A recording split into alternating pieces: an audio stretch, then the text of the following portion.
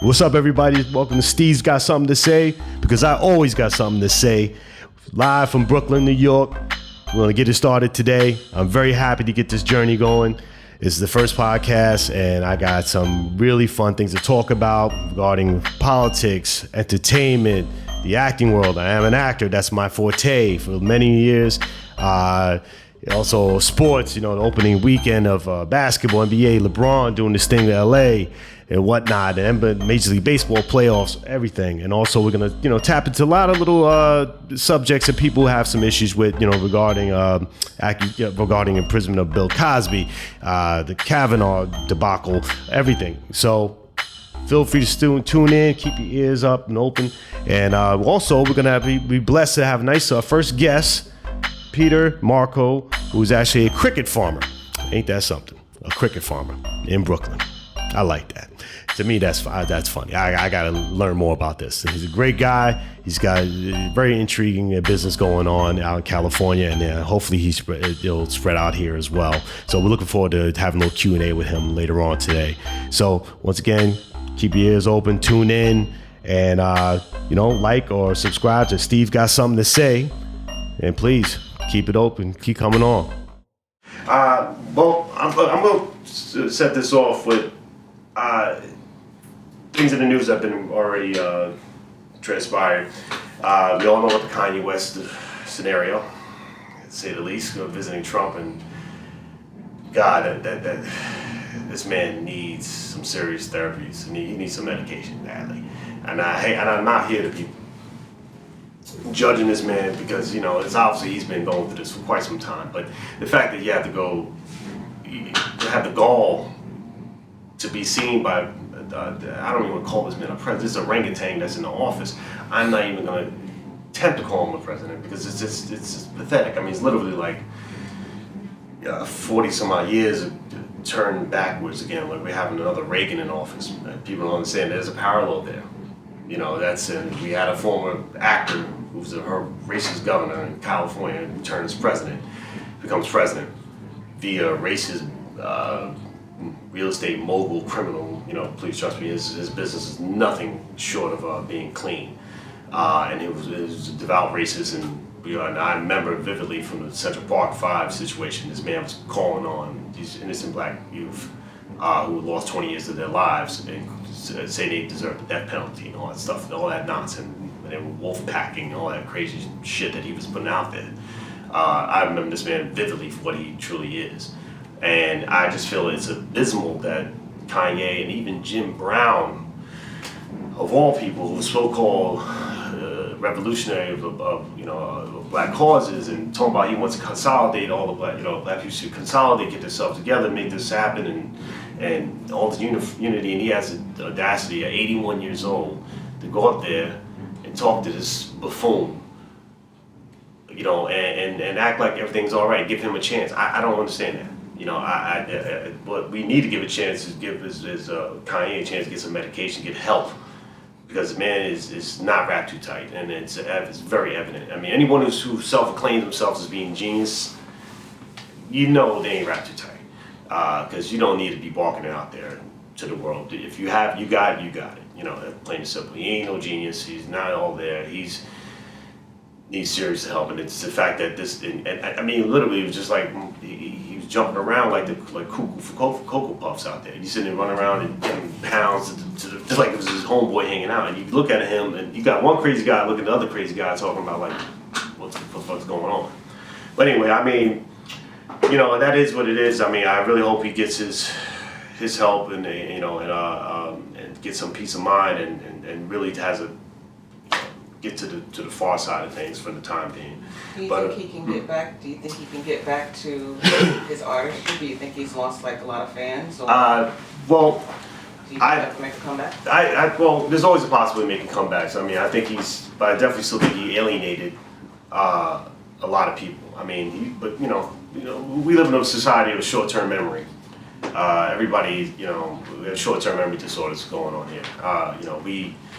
I foresee him coming back to some light, some way, somehow, but Me personally, I never was a big fan of the guy. I don't think his music was all that for me. He's just, his voice irritated me. Everything about him just screamed narcissistic, and that to me, anyone who's highly narcissistic has some issues. And I just never really curtailed towards him. I don't know, he's not for me. But like I said, I don't wish anyone bad on their financial success, on their career success, because he's definitely well deserved. He worked his butt off to get what he's at. Yes, he can tone it down a notch or two, but it's always a possibility. Look, shit, Robert Downey Jr. went through craziness throughout his career. Wound up in jail for drug scenarios and this and that. And, so I mean, it's double standards in this world as far as becoming a white artist compared to black artists. But I think he is on a short leash. But there's a possibility of getting back into it. Enough of his craziness, but I'm more deeply disturbed with the Kavanaugh anointment of the Supreme Court. It just epitomizes what America's about, has always been about. When you have a person who's been multiply accused from women in the past, and they're giving thorough details about this man, and we still, he still gets a pass to become a Supreme Court judge, which is a lifelong position, and people don't understand, don't know. It's appalling. I have no other words in how disgusted I am with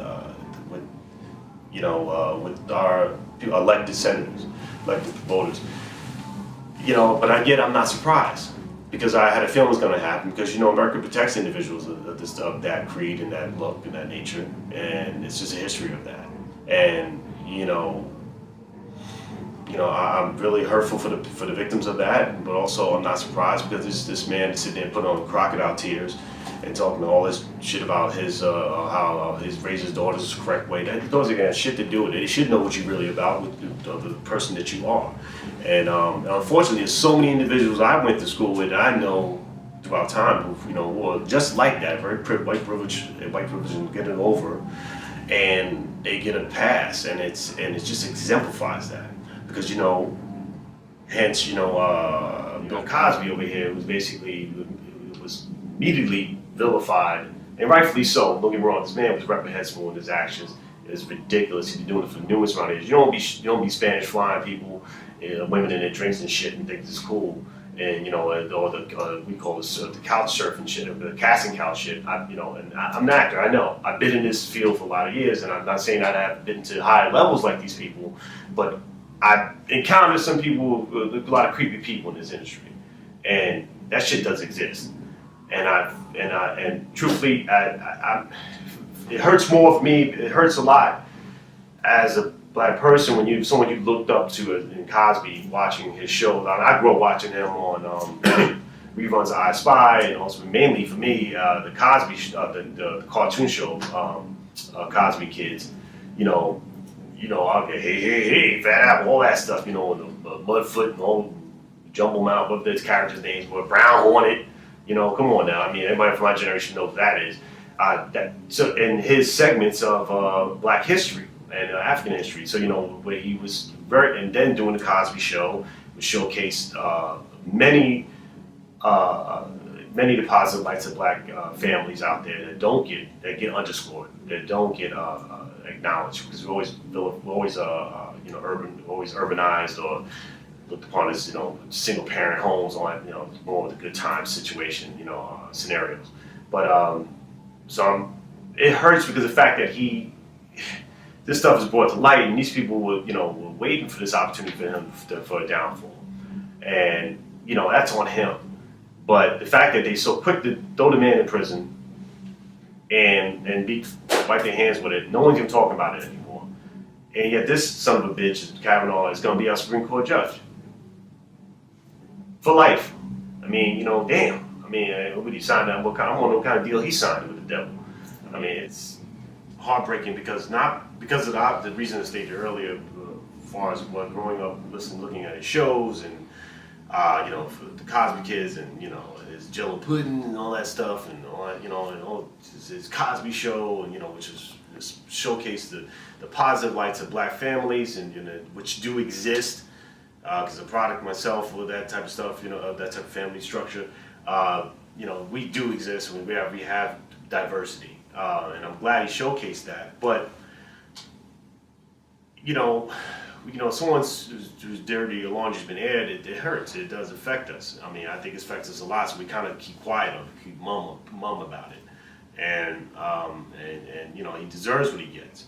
So I don't believe black people should be anybody should be saying, oh well, he should get he should get a pass. No, fuck that. You did this horrible shit to these women. You deserve what the fuck you get. I know that the hypocrisy of it all, but you get individuals like the Weinstein getting over and getting his charges dropped, and he's been documented by 50, God knows how many women, in the industry that been assaulted by this sick bastard. He gets over it. And yes, we could go historically about even back to 55 or 53, if I'm correct, Emmett Till, how this white woman who accused this poor, this young black child was visiting his family down in the South from Chicago, and gets accused of whistling at this white woman in the South, and he gets taken out of his aunt's home or his grandmother's house that he's visiting and staying with his family's cousins, and gets brutally killed and lynched and disfigured and horrendous things. They couldn't even recognize. Yeah, you couldn't even recognize his face. I mean, that's how much about a cake about these Klansmen and these racist whites in that town. Yet this woman is 80-something years old, still living in that, and she admitted to lying. And they're not even going to prosecute this damn woman. I mean, so hence the Black lives don't matter, because it hasn't mattered. So it tells you what we're about, what America's about. That's what Trump's whole inauguration, all the stuff is not about making America great again. It's making America white again, which it always wanted to be. And then certain white males in power, and that's what makes it even more disturbing. I'm sorry going around in a whole big roundabout way, but that's what makes it disturbing, seeing individuals like Kanye West and Jim Brown coming out there supporting this fucking buffoon. It's just really sad. And it's very hard, disheartening, and I praise all the people still going out there protesting these assholes out there, because we still need to continue doing it. But it can take your spirit away. But don't let it do that. And you guys were telling me about some him movement thing that Kavanaugh supporters are supposedly making. Him too. Him too? Are you fucking kidding me? Him too? It's like the opposite of me too. But him too. Him too. All the believers. Where are these people drinking Kool-Aid? The Kool-Aid, are they drinking that shit from Jim? What's his name?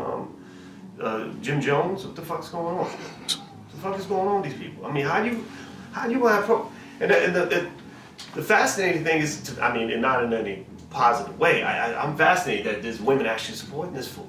I mean, it's actually having put and behooves me. I'm sorry. They're gonna support this clown, and out there, and wow, I'm astonished. And they're gonna have a hashtag him too movement. That's just fucking ridiculous.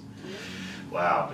So they want to. Didn't Peter? Did they say they want to have what they said they want to have they want to have a trial for all of Kavanaugh's accusers. Okay, really? So they're going to use that. I know what they're trying to do. That's bullshit. I know they're trying. They're trying to be slick.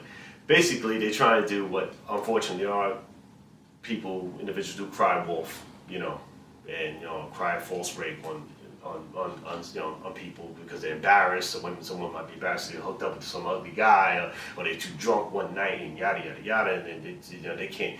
So they do another reprehensible act. You don't do that. That accusation can ruin people's lives. But there are women working in jail time now. Yeah, rightfully so, and they need that. I'm sorry, you can't be sitting out there throwing. That's not a charge you just throw out lightly at someone. That damages people. Even the innocent ones, because they got to live this down. You know, they're ignorant people throughout the world. As soon as you are accused of something, we live in a society today where the facts don't matter. It's just your accusation. So you can't play around with shit like that. That's not cool. And the fact that this Him Too movement shit that he's using that tactic, it's just utterly disgusting. You know, and that's all it is. It's deflection as usual. They always do the constant divide and conquer deflection tactics. That's what exactly what his party, his supporters are doing, and they're using that to their advantage, and that's wrong. It's absolutely wrong. It's detestable, and I don't know. Hopefully there's a full-fledged revolution of some type that will come about, so we can just upheaval this whole process of a lifelong Supreme Court judges who don't deserve to be there. But that's another issue for another day. But on a light note, I want to get into some athletic topics here. This is the opening weekend for NBA, which I'm excited about. It was good to see. Good to have the NBA back. LeBron James is doing his thing. Still kind of weird to see him in an LA Laker uniform. That don't make no sense to me. But of course, LA always gets all the stars, from Kareem all the way down to Shaq and always like Jacoby, But I'm very, it's interesting seeing. I watched some of the games, watched the opening game. It's pretty interesting to see how he's meshing in with, how they meshing in with him. I don't know. I'm all for players getting their having their just due to choose where they want to go and free agency wise, but it gets to a point of annoyance for me as a true old school fan. I like to see guys kind of stay with the teams and kind of make it happen. But yeah, listen, brother's doing what he's got to do. He's a wonderful human being. Did that charter? He started that school in his hometown in Akron. Phenomenal. I mean, one of the few athletes to actually go into that level of things. I have high praise of LeBron of all levels of human being. He's a wonderful guy, and I mean, damn, someone to look up to. And he's doing his thing with the show. I forgot the name of that show, but what's it called? He's at a barbershop or something like that. Yeah, I think it's The Shop. Yeah, The Shop. Yeah. Which is cool. I mean, I've yet to watch it. So I can't commentate on that. But I definitely want on my list to check out. I mean, it's cool. Similar to what my venue is right here, kind of a conversational piece, which I like. But yeah, I'm very proud of LeBron. I mean, obviously I'm a Knicks fan, we suck. But that's no. We still trash. I don't care what anybody got to say.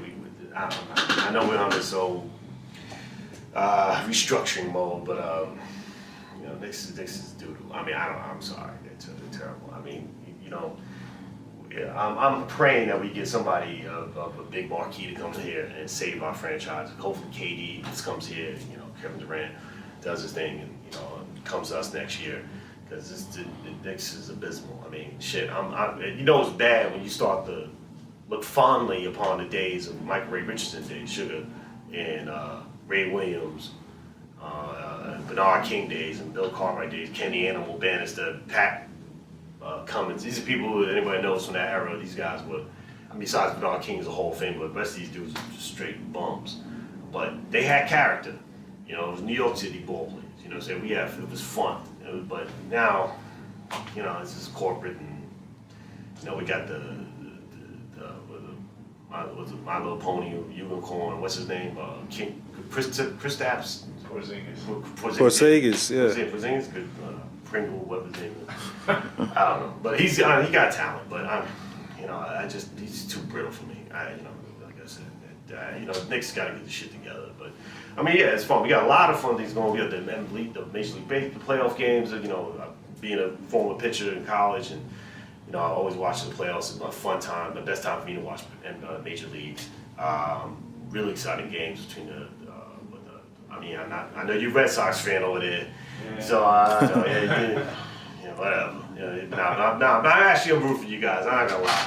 You guys, you got scrap. I like, not like the Yankees buy everybody, but I know I sound like a bitter Met fan, but it's the truth. But we try to follow their formula. It's not working. So, It's really getting excited. The Red Sox are definitely doing their thing. They're gonna be a force to reckon with, and I really believe they're gonna pull it off. It's a shoe-in. Yeah, not a shoe-in, no. Oh, yeah. No, it's not. No, it's not. No, but the Brewers get up in there. I tell you right now, Milwaukee might give you some problems. You know what I'm saying, Dodgers, they're kind of flaky. I know they always get they're kind of like the National League version of the Yankees thus far. They always got these big name guys, the free agents to pick up Mercado and whatever his name is, Pugh, and they got Kershaw as beast, but he's a hell of a pitcher. But I just think they never can't get over that hump. It always kind of falter at the end. So I have this feeling that Milwaukee's gonna surprise people. So and I think it might give you a little problems there, Pete. So. We'll see. But it's fun. But speaking of Hollywood and all that stuff, I want to get in touch some areas here in Hollywood, especially with casting. It's more of a personal thing too. As an actor, in the actor's life and world, I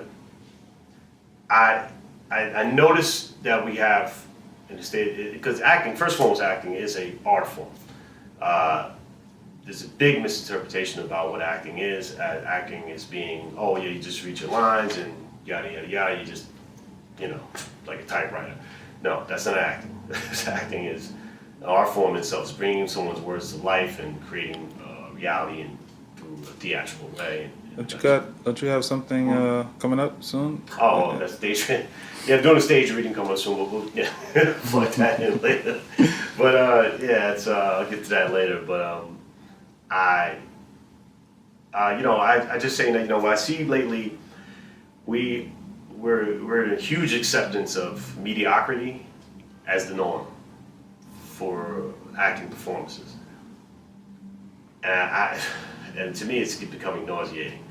And when people are, going applauding people for doing average work, and it's like that's where we're at right now with in art form and arts in general. When it comes to the States, I don't get it, and I think people have to understand. This is a craft. It's something you have to work on, and it's being overstated here and understated. Excuse me. That where this is the norm now. Where the industry's catering to this nonsense, and it's sad. It really is. So many shitty films coming out every single day. Listen, I'm a comic book aficionado. I love it. Don't get me wrong. I was excited to see all the Avengers and all that. Infinity Gauntlet, Black Panther. I'll get to that as well. I'm a dire fan. I love it. Even Netflix doing Luke Cage. Yeah, Luke Cage. Yeah, the first season was better, but. They just canceled it. Yeah. Oh, that's right. It? They did cancel it. Sorry, I know that's off topic. No, seriously, they canceled it? Yeah, they did. God damn, they canceled shit. Well, wow. Not for nothing. The second season was pretty weak. I ain't gonna front. It was weak. I was yawning like crazy. I was like, please turn this shit off.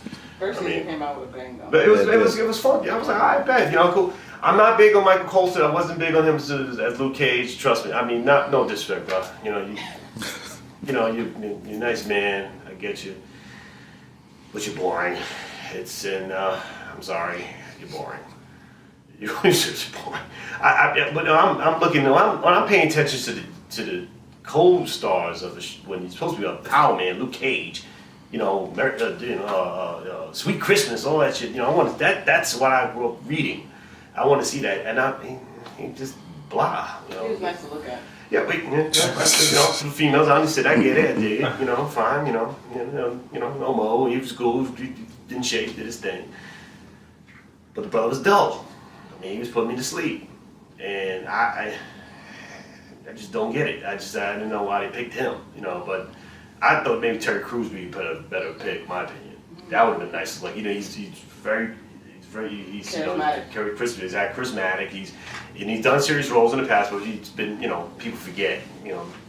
He's a former NFL football player. He's fucking jacked. And he's bald headed and he looks like the goddamn part. Shit. Put him on. For Christ's sakes, I went and took The Rock for Christ's sakes. He doesn't look aesthetically like him, but I mean, shit, you know, at least he has charisma. You know, I mean, it's like, it's just dull, man. I mean, and it's the plot, and the plot lines got stale. I mean, you know, it's just, you know, I like I said, you know, I know I'm going off a tangent here, but, you know, these movies, I love the Marvel, I love the comic books at DC, forget about DC, but, you know, but it's getting too much. When are we gonna start, you know, embracing some real humanistic stories? You know, I mean, I'm not just, you know, I'm talking about in general. I mean, it's the same type of blah, same type of themes. You know, it's you know, enough's enough already. I mean, how many times are we gonna see Batman? I love Batman, but God, for Christ's sakes, you know, I'm tired of seeing every, you know, fool up in his suit and jumping around doing shit that no human being can do. It just doesn't make any sense. Enough. Had enough. I don't want to take you off Of course, on a tangent again, Yeah. but I was just saying last night how everything is a remake. I saw a Yeah. commercial for The Grinch. Oh God, yeah. I think Jim Carrey was a great Grinch. Yeah, leave well enough alone. Leave it alone. Dude, Everything is a remake. Leave well enough alone. Why the fuck we need to see the Grinch again? I like the original cartoon, The Grinch. Excuse me, everybody. I like the original Grinch. The Grinch was the shit. I watched it to this day. I don't want to watch some other shit. With, Grinch is my shit. yeah, dead ass. I'm watching the fucking Grinch. I like to see show me the original Grinch. I mean, why can't this generation like the original shit? I mean, we have to see a remake of every goddamn thing. I mean, I'm saying it's just ridiculous. I mean, how many Halloweens you gonna see? I mean, is this Got a new one coming No, out. I mean, isn't he dead already? He comes back. He comes back every 5 fucking every Halloween he's coming back. I mean, what's the point? I mean, it's like watching Walking Dead and you know, I mean, God, please someone put that to rest. I'm You sorry, guys- anybody Walking Dead fans, I apologize, but You guys got a chance to see Venom? Venom was kind of. I want to see that. That was good. It's interesting. Venom looks fun. Well, because it's new. Yeah, but I mean, but Yeah. still, he's still. But they you know, with the Hollywood, they you know, listen. You have a format here. These people, these writers have been writing these characters for decades. I don't know why. Is it the ego of Hollywood writers, the Hollywood industry? They can't just feel like, oh well, shit. This is your format. Oh, you just got to film it, cast it and film it. Get the right actors in it, get the right filmmakers in it, and you have the script, which is basically the comics. They want to go all some other shit. They want to go, Venom falls in love. I mean, no, I don't want to stick to the premise. Come on, man. It's like enough is enough. I mean, it's tiresome. But I mean, going back to performance standards and whatnot, I take it personally in a way because being a method actor, and please, everybody thinks method is about someone being three sheets in the window going crazy, some shit. And, like you have to, like if you're playing a homeless person, you got to be homeless for 6 months. Like that's how you to understand that world. That's not method acting, okay? Method acting is sensorial work. It is dealing with effective memory. It is dealing with and utilizing tools of that nature to bring out your own talent, bring out your own theatricality, and bring realism and truth. It's fact, knowing who you are, why you do what you do. Because everybody here, in every walk of life, you walk through these doors, we have a prior circumstance. That's what method and Meisner and all that stuff is based upon. The group theater, which was related to Stanislavski. All right, who was the creator of the modern theater. All right, come from Russia to American theater. That's my point, where American actors are becoming not extinct, in my opinion, because now you see some of these characters on TV and film, you're like, wow, okay, this guy, he or she's doing a good job, and you're like, wait, something's off though. You come to realize, soon they get off camera, they're talking in a British accent, or they talking some Irish lilt, or some Aussie accent. I'm not, what the fuck? I'm like, they'll come from God knows this. So basically, they're casting these people from elsewhere. Don't get me wrong. Doesn't mean that they don't deserve a chance to get casted as well. But it just sheds light on the lack of American talent that's either not being looked upon or being or just maybe we're slacking. But I've been fortunate to be part of that generation of the last adage of that generation, where And I grew up watching wonderful American actors, you know. Robert Redford actually, the Old Man and the Gun, I think is coming out, his last film. I'm definitely seeing that. I hope I got the title right, but Robert Redford, one of the cinematic classic film actors. You know, these people are moving on. We're losing them. You know, for me, that's part of our life. That's part of my life. I mean, I can't. De Niro's getting in the 70s. I mean, for Christ's sake, this man ain't gonna be around for too long. You're gonna be biting the bullet pretty soon. You know, kicking the bucket. But hopefully, you know, knock on wood, you know, he'll be around. That's wood. But you know, he'll be around. But you know, because these are legends. I mean, Al Pacino. I was very fortunate to meet Al Pacino at Lee Strasberg Theater Institute through Anna Strasberg and through her professional acting class, you know, for working actors. And from that wonderful guy, and you know, I learned a lot just by listening to this man talk, and the fact that our approach, the method approach as far as like listing facts and you know, doing sensorial work and utilizing music. And I said, and I asked him this question, and I said, do you utilize those same steps that we're being taught because he comes from that pedigree? He said, absolutely. And I remember him saying this to me back in I think 2002 or 3, and an NYU facility, and he gave me a 10-minute answer, and you know, I got a wink of approval from Anna Strasberg, who's the third late wife of Lee Strasberg. He is the American Stanislavski of American theater. Anyone who came up came through Strasberg. Anyone who had their own way of doing acting, Meisner, Stella, they all. It wasn't for Strasberg, and none of them would be coming about. It's called the Group Theater Actors Studio. I'm saying we need to get back to that. To strengthening our American and nourishing our American artists, because Britain, Australia, just to name those two, these countries are predicating their strengths and their attention, their focus on actors, because you know that's a big export. They're making money on this. That's bringing back big money, billions of money, because from a $1 billion industry, which is Hollywood. They're bringing that back to their respective countries. So they're doing their thing. They are on point with what their structure is as far as teaching their students the craft of acting, because they took from us. They learned from the American theater, from the American acting teachers who are folklore now. I mean, so we need to get back to this. I mean, and I'm just getting a little annoyed because, you know, not because I'm not getting cast. It's not no bitterness, none of that nonsense. It's really just the fact that we need that connection, internal connection.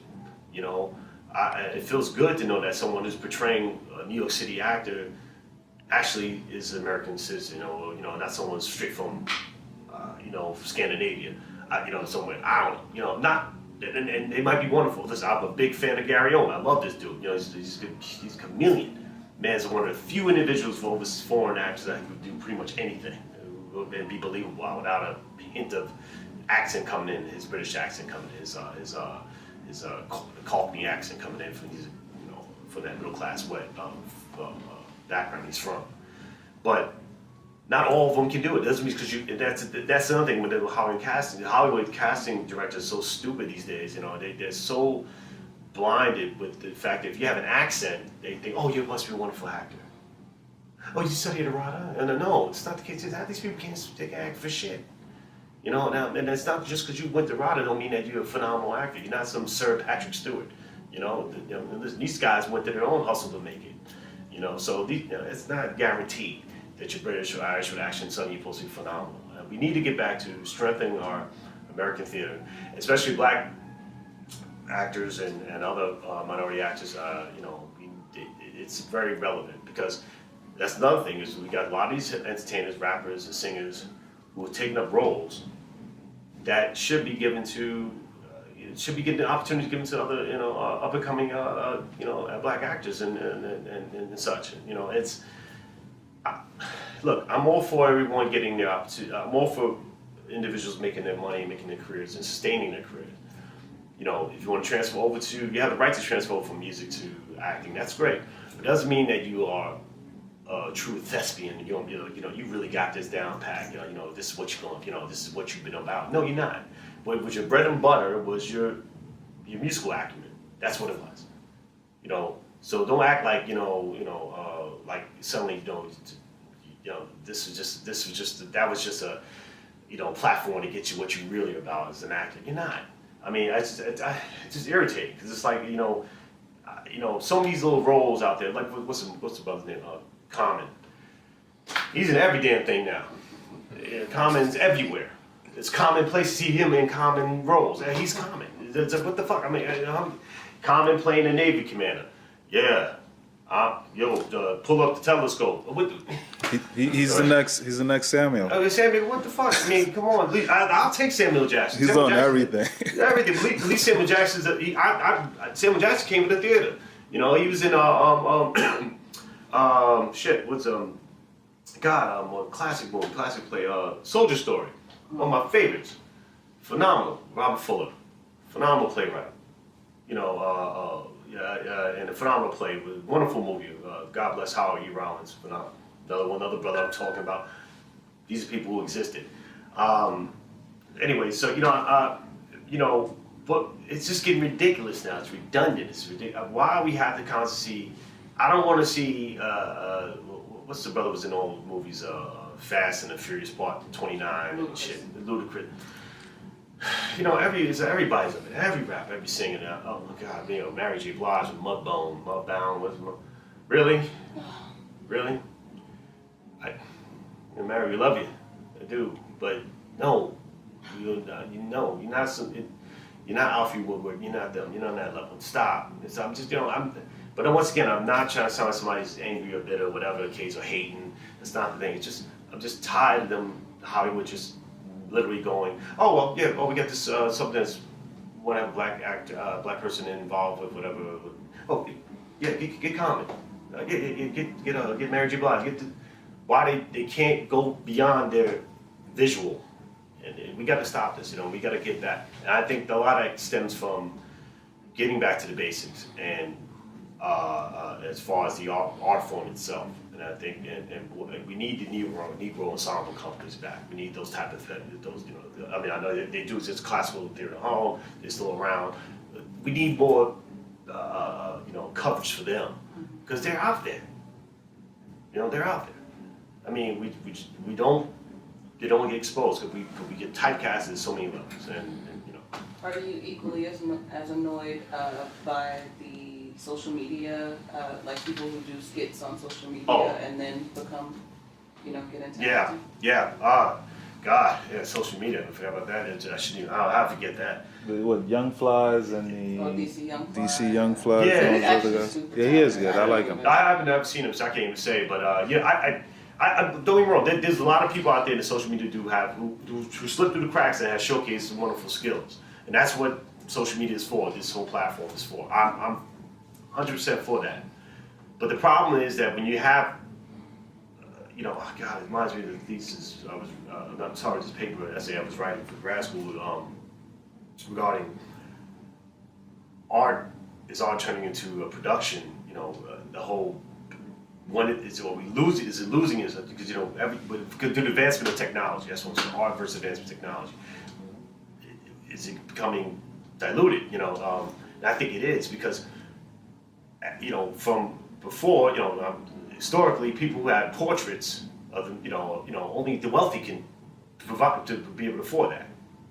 They were they had portrait families, so the monarchies and whatnot, and people, the nobles, they had the portraits made.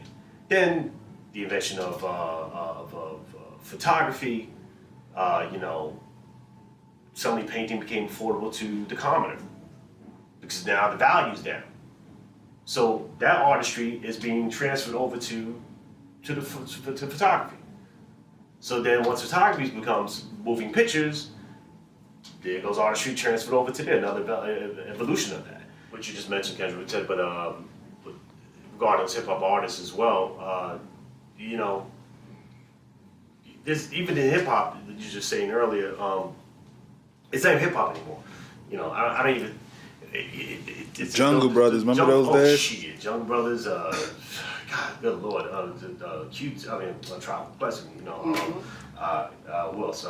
Please go on and on. Dougie Fresh. All I could, you All know. the four founders. Yep, there you go. Set stuff. Yeah, and yeah, actually, brothers and sisters were completing sentences. Use They your were- words. they were used to It work. was more of an art. I mean, today it's an art too, but it's more of what sounds good. Yeah. It's more about what sounds good. I mean- They lean more towards the production, I think. Well, that's the thing, but that's another thing too. You know, the production side of it, that's fine. You want to lead toward the production side. Don't act like you discovered it.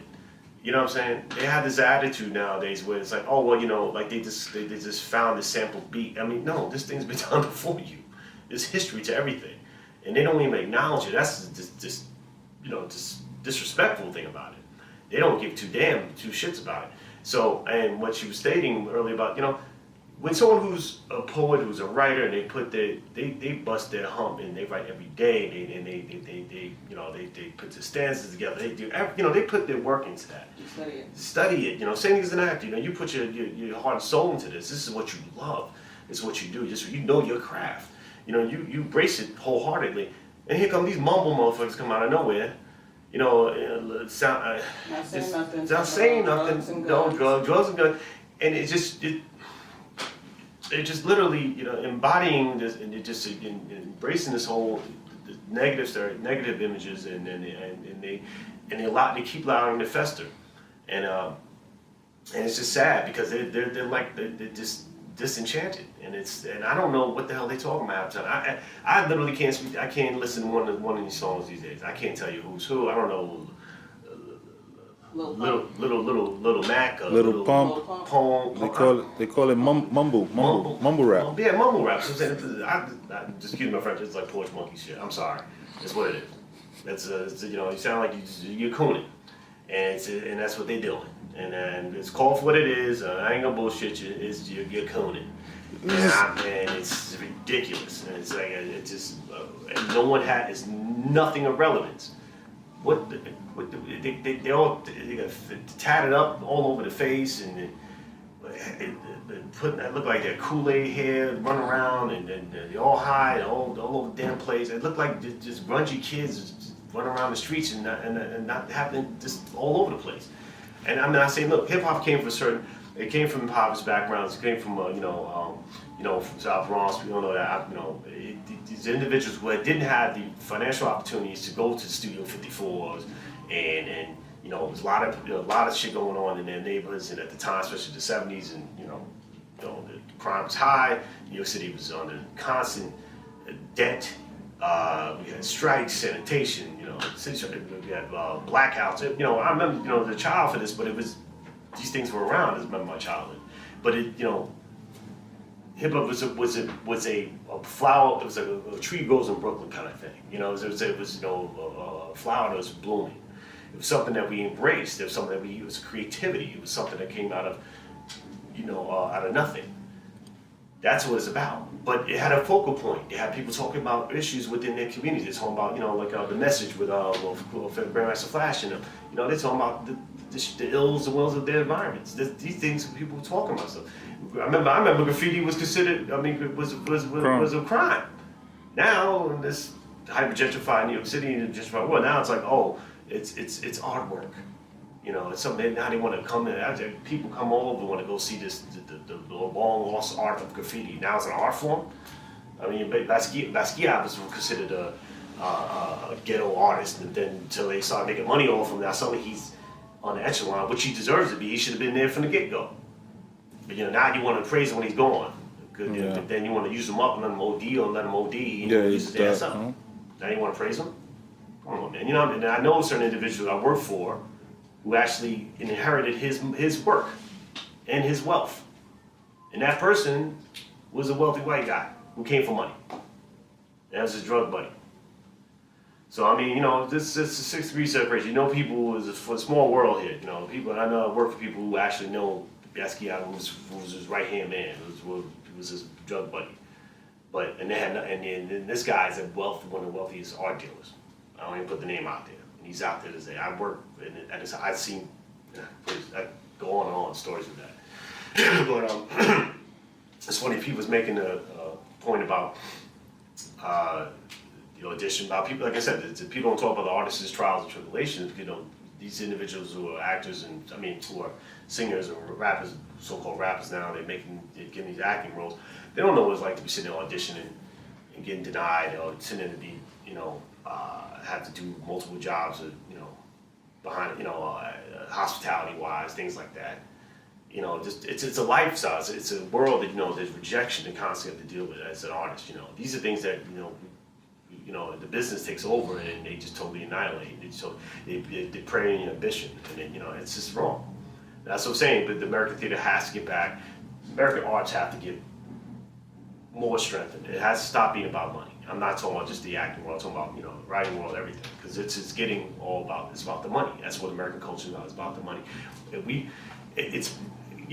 When I was overseas in the UK and studying abroad there and years back, and I know it's changed a lot there too. Friends of mine still keep in contact with who, they're getting hit with the whole show business scenario too out there in their respective countries, but still, the government still subsidize, support artists. We don't do that here. Yes, you tell shit. The women I've dated in the past, and if I told them I'm an actor, I was afraid to tell them I'm an actor, because soon oh really? What are you doing? What have you been in? And you get that pity fucking look. It's like, oh boy, you go, you broke, but you got the check boxes. You got the look I like. This is that. You got funny person. Yes, it's broke. They, that's what they look at. Oh, what can you do? So it's very hard. It's a world we live in. It's an art. You look upon it as being embraced with, equated with poverty. It's like, so, the struggling artist is it's something a lot of these rappers and singers a lot of them don't have a clue about. They don't know about that journey, and I think it's like a slap in the face to many people coming up. What Samuel Jackson was stating earlier, and also last time I was getting to with the foreign actors. I mean, what he stated about the Get Out movie, the brother who's in Get Out, the lead actor, I forgot his name, the dude from Britain, African dude from Britain. I'm sorry, I'll come to me later on. But anyway, people know what I'm talking about. When Samuel Jackson spoke out about that, he said he liked the movie a lot, but he said it would have been far more, he wondered why they couldn't cast an African American actor who would know about the experiences about interracial dating. Because it's different, interracial dating is different in America than it is overseas. So, it's a different parallel, so different experiences, excuse me. And he was stating, it would have been far more impactful if you had someone who understood it, with life of being African American. When he made a valid point, but people, of course, on the stupid ass social media, started getting on his ass. Oh yeah, why you conquer divided? We should unify. Who cares? Is he from Uganda via Britain? Yeah, that's not the point. I get it, but we're not trying to be disunified. That's not what he's stating out. He's stating out what I just said earlier. It's about the lack of opportunities for Black American artists, actors in particular, not getting roles written about them. And to be honest, the brother who did a good job. He did an admirable job. Daniel Kaluuya. There you go, Daniel Kaluuya. I've seen a lot of films in Britain before, so so he was in Johnny English, Part 2, whatever. That was a pretty funny movie, by the way. But he was in that. He's funny. He has ability. And he also Black Panther. There you go. Yeah. But when he said something prior to his preparation for the role, he said he had to do research on what it is to be being a Black person in America going out with a white woman, or something of that nature. I was like, and I read it, and I was like, okay, you got to do research. I mean, really? So you mean something that's what Samuel Jackson was saying. You could just cast Black American actor, who could just give it to you for instinctively. Shit, I mean, not saying myself, I did white women myself, plenty of them, but it doesn't mean that I could have been one of them. You could get any African American actor, but that's my problem, is that Hollywood is going elsewhere. They're getting a talent pool elsewhere. They're not taking from home, and we got to get back to that. So anyway, but a couple of things I want to talk about was on my mind. Is the MTA. I'm getting pretty fucking fed up with this shit. I'm seriously getting tired of MTA. I despise the city transportation system. That's getting pathetic. Don't get me wrong. As someone who traveled elsewhere, I try to live in LA. God forbid, if you don't have a car in LA, you know, Peter, you're asked out if you don't have a car in LA. I did public transportation in LA. That is, God Almighty, it's just, there's no words for that craziness. But MTA in New York City is just getting horrendous. I mean, I don't know why are we so ass backwards 100 years back when every other major city like Tokyo has up-to-date systems, people getting on time, everybody's gonna have follow-ups, gonna have repairs, everything's gonna have, things gonna need to be replenished. I get it. But every goddamn weekend is always a repair. Every train station, every train line has a repair. The J train, I feel for you if you're like me in the J or the A, God bless you, I understand. Every weekend we got some problem. It's a service signal problem. Someone's filling a track, someone, someone's just late to move the car. Anything. It's always some issue. It's just getting to the point. And then they're gonna have nerve raising the fare up. They're gonna try to make it to $3 or something right now. I believe. This is ridiculous. So it's just getting a point where something's got to be done in regards to that because the city's getting overpopulated as it is, and then you got the L train cutting down for a year. I think in January, if I'm correct, something like that, or maybe a little bit after, right? April, January, yeah. It's just, you're leaving people short-handed here. It's just not fair. And then, I'm sorry, I don't have the luxury of spending $30 per pop for Uber or Juno or whoever the hell it is or Lyft. I don't have that luxury. You know what I'm saying? So I don't know. So what the fuck? I gotta sit there and go to 4 different routes to get home. It's just asinine. It's ridiculous. Just enough is enough. And I like I said, I just wish this has to get I know the Q line's working well and everything else. The N line sucks. N line's another trash ass line. But it's one or the other. There's no reason why the MTA should be this decrepit. It's no reason. There's no reason. No excuse. And also the homeless situation. I know this is been a decades, lifelong thing, a shit for society, a long issue. But with the advancement of all these condos and hotels and all types of nonsense, no one can afford. I wonder what you got a lot more homeless people wandering around, and where are they going? I'm not saying there's an immense amount of homeless people who need medical help, who need psychological help, and they're roaming the streets, and they're in the subways, they're all over the place. And this is getting to a point of absurdity, and it's just like what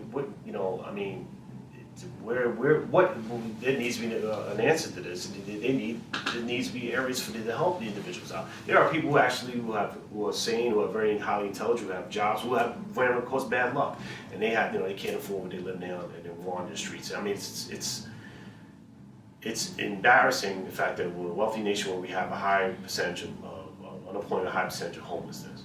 There's no excuse. Yet, you can have condos being built and have somebody from overseas get and be not being a citizen here and have a high class condo. But you let Joe Schmo over here or wander around sleeping on the subway cars. You can't find them a decent place to live.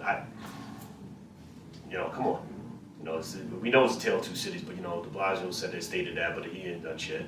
So it's like it's still a tale. It's got even more divided, wider gap. Don't get me wrong, New York City is not the only city that's getting plagued by it.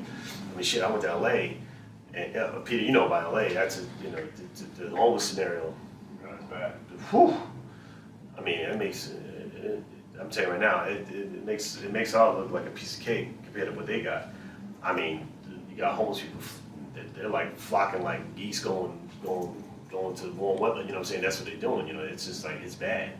When I was out in LA, the area called Skid Row, it's still there. It's still there. That shit is no joke. Skid Row is no joke. I mean, how can I? Anyone's never been there.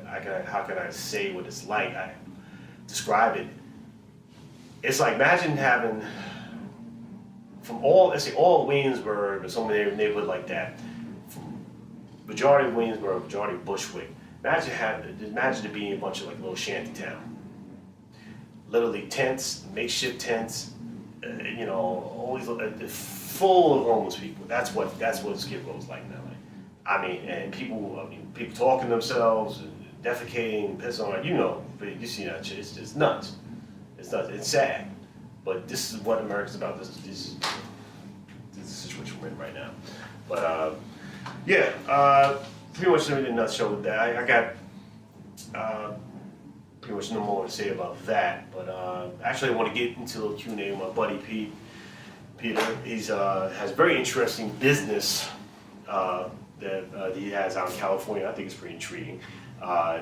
He's raising a cricket farm, and he's going to give us a little insight on his business out there in California, and hopefully I think we'll enjoy it. So I'm going to segue to him, and let's get this ball rolling. We're here now, my buddy Peter Marco. He's going to explain to us about his very interesting cricket farm business. I'm very intrigued by that, by the way. Yeah. I never heard of a cricket farm. It's definitely get that reaction a lot. Uh-huh. Well, I was out in LA. Mm-hmm. We talked about that. Yeah. And started up a cricket farm, which is just exactly how it sounds.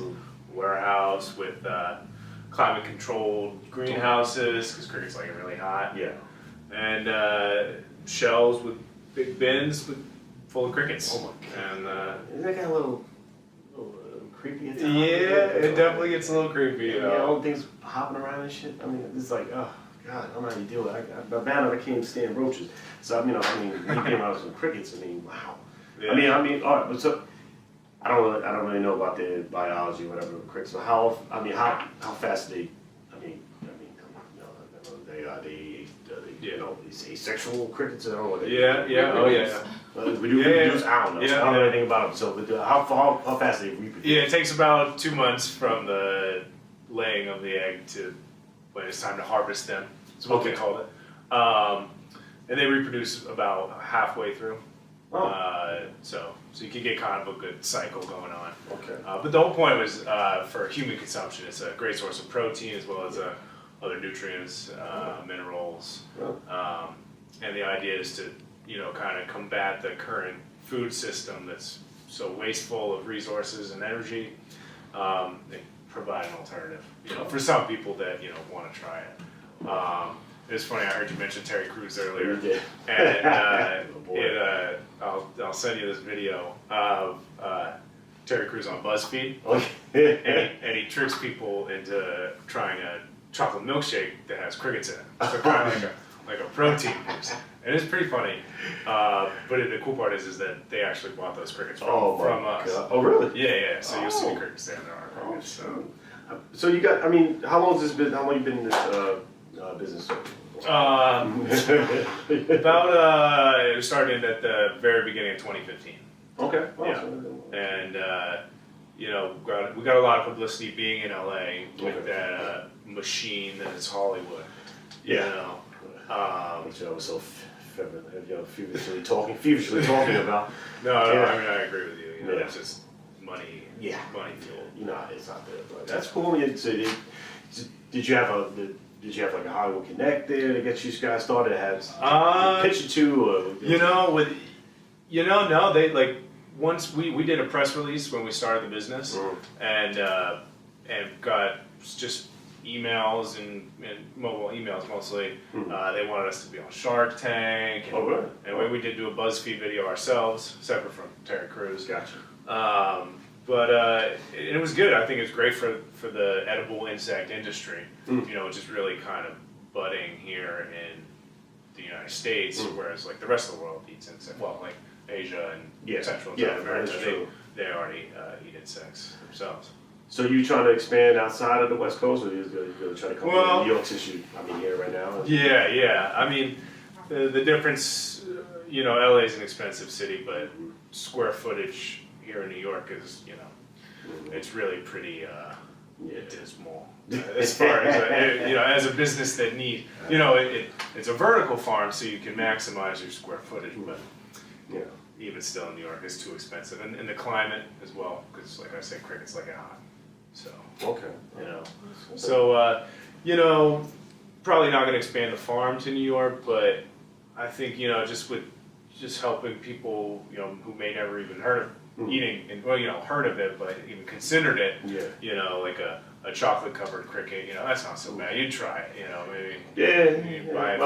Buy it for your nephew as a joke on. Yeah, that's true. Yeah. I'll definitely do some prank, but that'd be fun. Yeah. But being that adventurous? No, I don't know. It's not that bad. You try it. How many have you tried? Oh, I've had quite a few crickets. Crickets are easy. They're like some people call them the gateway bug. The gateway bug. But I can only imagine what the hell that's leading to. Yeah. Well, I had like a centipede. That was. Ew. Yeah. Centipede. I wasn't a big fan. Oh my god. The mealworms are easy too.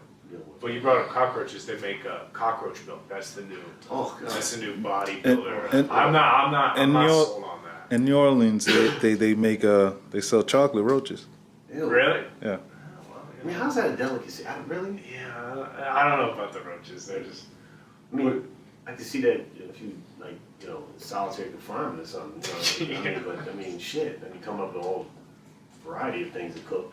But I mean, all the time more. But really, wow, it's fascinating to me that cricket farms and things of that nature. Because people generally look at insects and just with disdain, and it's like, oh, you want to get about out, you want to stomp on or whatever, get rid of them, or if you're a bug collector or whatever. But I said, but what drove you to getting involved with that? I mean, well, I think kind of like I said, it's challenging the norms that we have here in America for in the food system, which is really there's a lot of problems with the food system that lead to other problems in society as well. So for me, it was kind of to go out there in an industry that really was non-existent 10 years ago, 5 years ago, and try and help build that, as well as just spread awareness of the environmental impact of current agricultural standards. Well, it's good. I mean, that's the thing. I mean, these are one thing about I would like this venue, this forum, of mine to be about is not just about the arts or anything the creative, whatever. It's about it's just shedding light on other issues in the world. I mean, other interests in the world, especially because we're becoming overpopulated in a lot of throughout this. That's a big part. Food is going to be becoming a huge issue, and the types of food that we're getting are unhealthy or healthy, whatever. So or just constantly consumed. But it's just do you believe this will be a like a jump start to it being a healthy option for people and as a norm? I'm not sure if it's really ever gonna take the cow and pig farms out of business. Yeah. But I mean, I doubt it too. Yeah. But as far as even just a little bit would help. Just the amount of water. Yeah. And unless there's some type of apocalyptic situation where where a lot of a lot changes. Yeah. I think definitely it'll grow, and hopefully just become more common. If every person if every person once a year substituted where they got their protein from crickets versus beef, which is one of the highest users of water and other resources. It would save billions of gallons of water. Okay. So that's kind of my thing. Just one meal where you're like, I'm going to get a hamburger. Go get a cricket burger. There aren't any out there. Yeah.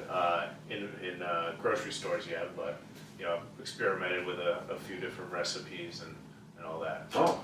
So just a slow thing. Just maybe one when you throw something in a recycling bin versus a trash can. It doesn't happen every time. Yeah. But just kind of a conscious effort. Wow, it's amazing. I found it fascinating because it's easy. I really had no knowledge of cricket farms in general. I didn't just. I didn't really either before. Yeah. That's what was intriguing. When you first told me, I was like, really, it was a cricket farm? Like, we get that. That idea from, but that's funny. But do you so if you give me like a brief overview of like what the daily activity would be for you on the farm. Yeah. Well, head in. It was kind of nice because you can kind of do it in any time of day. We have to do it every day because, but go in and we had a kind of a different system than most cricket farms. We were growing fresh food in the farm as well to feed the crickets, but so we would cut down a bunch of wheatgrass. Okay. Those little things you can buy in the store, like little wheatgrass sprouts. Yes. So we had like big trays of it. Oh, okay. And we would grow like every day. So Yeah. and so cut that and wash it off and give it to the crickets. Give them a little bit of dried food, and then refill their water, of course, and then depending on the day, if it was a harvest day, that's a whole other story. And then of course there's a lot of cleaning. It's kind of like a regular farm except indoors and. I can imagine what kind of cleaning is that? Cricket poop? Yeah. It's actually really good fertilizer.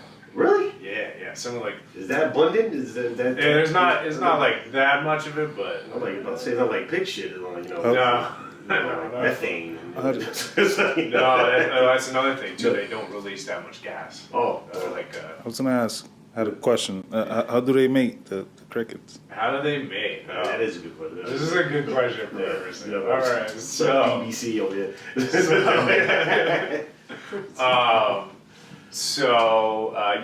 The crickets chirp, right? Yeah. That's the thing, right? And so that is part of the mating process. From what I understand here. So, you've got like 1,000 crickets in a bin or whatever. So there's a lot. There's a lot of competition. There's a lot going on. Damn. So 24 hours a day. It's an orgy. Oh yeah. So I don't know how graphic we want to get. You ain't listen, man. It's my fault. You can do. But say what you want to say. Go ahead. And I'm no scientist. Yeah. But the males, they deposit their seeds on like the female's body, and then like multiple males, or it's going on constantly. It's going on constantly. Wow. And then the females, by the sound of the male's chirps, kind of inseminate themselves by who has the best chirp. Oh, wow. Okay. That's very Interesting. I understand. Yeah, no. You can go so many different ways with that. The cool part is that the female crickets actually have an extra appendage that comes straight out of their behind. Oh, okay. Yeah, like their butt. Wow. Well, not really, but Yeah, the backside. Yeah, and it's like it's like as long as their legs. Oh. And straight and pointy, and that's like it's called ovipositor. So they're egg shoot. So what they do is, and so when they begin mating, when they're old enough to mate, you put some dirt in a smaller tray, and keep it moist, because if it's too hard, it'll break that off, which I can imagine. So, but and so then they get down in the dirt and shoot the eggs in. It's kind of cool. You see him do it. It's kind of cool. Wow. Okay. Well, that's fascinating. It's crazy. It's it is wild. Yeah, I don't imagine. I'm just I'm just like stunned with the visual, because the whole shitload of crickets is getting it on. Oh yeah. And it sounds like please. When it comes out, so when you harvest them, so they don't feel pain like mammals and animals do. Like they don't have that kind of brain to process pain in the sense we do. So it's a pseudo euthanasia process where we freeze them, Oh, and they just kind of, well, at first when they're beginning to freeze, they kind of put themselves in a coma, and then eventually freeze. And then you clean them, dehydrate them, grind them into a powder. So it's a lot less, a lot less. It's not like eating a bug. yeah. It's a powder. Oh, so okay. that's what the Terry Crews video. Oh, okay. So I get you. He, Just get in and He scooped Wow. in. That's interesting. I mean, You could make cookies with Nope, make cookies. Wow. it. Yeah, I could make you I don't- cookies. You wouldn't even know. You wouldn't even know. See, I'm not even trust you. I don't want to be like he was eating some crickets and centipede cookies or something. I don't like that. I'll keep the cookies there. That's good. Well, that's good. But what was the last one? So yes, you got the. So you're going to continue planning on expanding this, as I was saying before, on the East Coast, or you just Yeah. gonna keep it local within Well, California, West? Is it, I think really what I would really like to get into is the finished product. okay. Kind of do some more like culinary experiments and stuff. Like I made a cricket jerky. Really? Yeah, I've never made jerky before, but I made cricket jerky. Oh, damn. And that was pretty good. That was pretty good. If it has some, the thing with crickets is they taste what you put them in. Oh, I understand. So it's like if you can get past it mentally, Yeah. it tastes like jerky. Tastes like chicken. Yeah, That's yeah. fine. No, it tastes like chicken, yeah. No, I get you. So I'd like to get in the finished food product. Gotcha. Yeah, that's one. I mean, but you never know. Man, you might be able to branch that out. I mean, and go forward with that. New York's a big market. Oh, yeah, especially you want the food culture of the world. Right, exactly. Aside, but, in the States, please, if someone's gonna, down to take that off and run it. So hey, but great for you to do that. That's beautiful, man. That's amazing. But yeah, man, thanks for sharing with us, my man. No, thanks for having me. Thanks for being here as well. I mean, it's been, this is a great way to start things off here. And you know what? The next time, come around, I want to see some of that footage you making what do you call it? Cricket beat, cricket jerky. Cricket jerky, yeah. I don't have any. I have photos of the jerky. Okay. There are some other videos I All right, let us know. Address us with that. Be fun, because I mean, like I said, this once again, everybody, this is what I'm talking about. I like to have intriguing people, and a friend of mine happened to be a friend of mine, and so that makes it even better and easier for me. But it's this is what it's all about, and within my show here, and I want to showcase people with very interesting backgrounds, interesting things to say, and because we all have a lot to contribute. And thank you, Peter, for coming through and shedding light on the cricket farm, which I've been very thoroughly educated on. I'm looking forward to seeing it in person one of these days. So it'll be fun. But once again, thanks again, and once again, I'm gonna end this off here in a good note, meaning,